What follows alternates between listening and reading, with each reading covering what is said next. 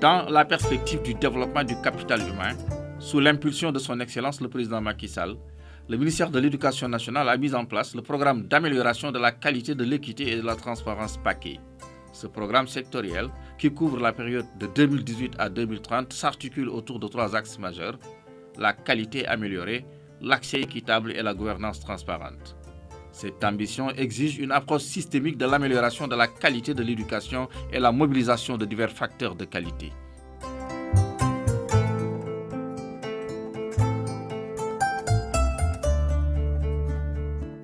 En 2019, seuls 22,7% des élèves du secondaire étaient inscrits dans les séries scientifiques.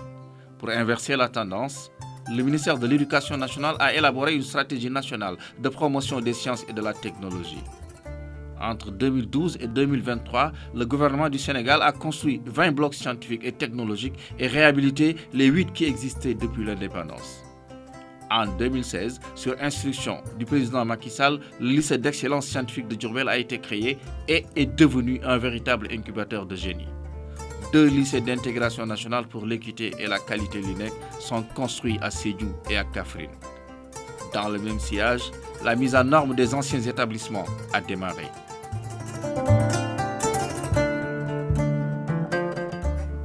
Les établissements ont été dotés de matériel didactique et administratif de dernière génération et les élèves de documentation adéquate composée de fascicules et de livrets d'exercices. Toujours dans les stratégies de promotion des sciences, les concours Miss Mathématiques et Miss Sciences et les Olympiades nationales de mathématiques ont été institués afin de motiver les élèves. Dans sa volonté de bâtir une école sénégalaise ancrée dans nos valeurs, son Excellence le président Macky Sall a instruit le gouvernement à concevoir un modèle harmonisé d'enseignement bilingue au Sénégal, MOEPS, en s'appuyant sur les expériences du système éducatif et les résultats de la recherche-action dans ce domaine. À ce jour, 6 746 écoles pilotes sont enrôlées pour un effectif de 466 072 élèves bénéficiaires. Un schéma de généralisation progressive sur 6 ans permettra de couvrir l'ensemble des académies du pays.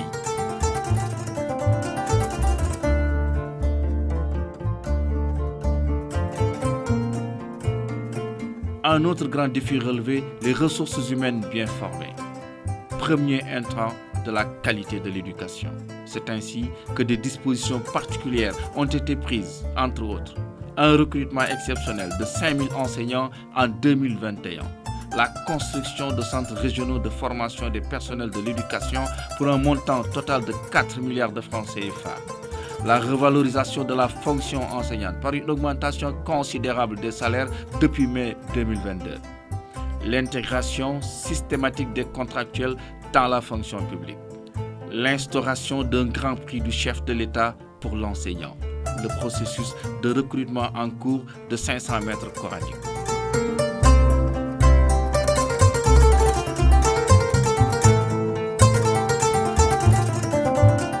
Conformément à l'ambition de l'État du Sénégal d'offrir un environnement éducatif répondant aux normes écologiques et bioclimatiques qui stimulent la créativité et l'innovation, le ministère de l'Éducation nationale poursuit sa politique de remplacement des abris provisoires à travers la construction d'infrastructures avec de nouveaux prototypes.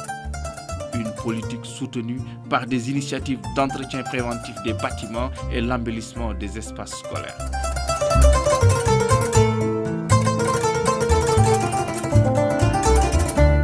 Toujours dans un souci d'équité dans l'éducation et la formation, le président de la République a affiché son ambition de voir le cadre de vie des Dara amélioré. D'ailleurs, lors de la rencontre avec les acteurs du secteur le 28 novembre dernier, le chef de l'État a donné entre autres des instructions fermes pour l'institutionnalisation de la Journée nationale des Dara, l'enrôlement de plus de 1000 Dara pour bénéficier de subventions, la cartographie des Dara, le recrutement de 500 maîtres coraniques dont le processus est lancé.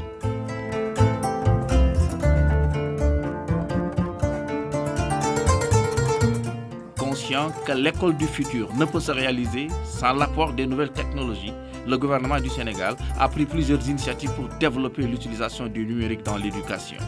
Pour des activités d'apprentissage interactives et un accès facile à des ressources numériques, le ministère de l'Éducation nationale a équipé de nombreuses écoles de classe numérique. Plusieurs plateformes d'apprentissage en ligne avec des ressources éducatives interactives ont été lancées pour aider les élèves à apprendre à leur rythme.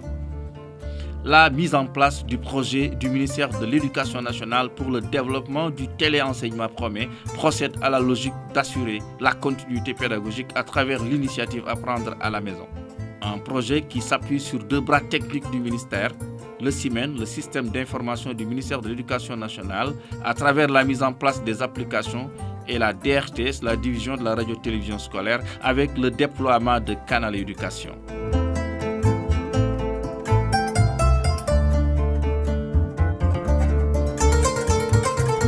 Pour repositionner le secteur de l'éducation et s'adapter au contexte nouveau, le processus de révision des curricula est en cours et devrait prendre en compte la restauration et le renforcement de l'éducation aux valeurs et à la citoyenneté.